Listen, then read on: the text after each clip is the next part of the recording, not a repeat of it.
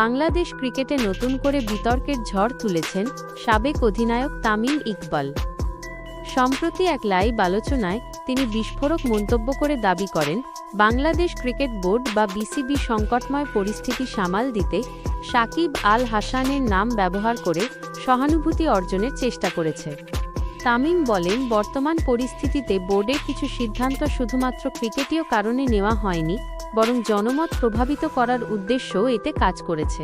তার ভাষায়, কঠিন সময়ে হঠাৎ করে সাকিবের নাম সামনে আনা যদি সহানুভূতি নেওয়ার কৌশল হয় তাহলে সেটা ঠিক না।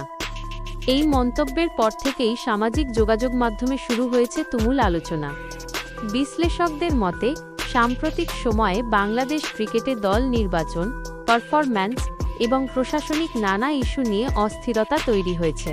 ঠিক সেই সময়ই সাকিবকে ঘিরে ইতিবাচক বার্তা সামনে আনা হয়, যা অনেকেই কৌশলগত পদক্ষেপ হিসেবে দেখছেন।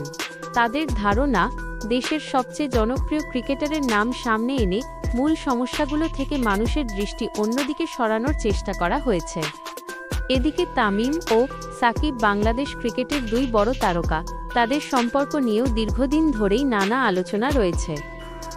যদিও তামিম সরাসরি সাকিবের বিরুদ্ধে কিছু বলেননি, তবে বোর্ডের ভূমিকা নিয়ে প্রশ্ন তুলে তিনি নতুন করে বিতর্কের জন্ম দিয়েছেন।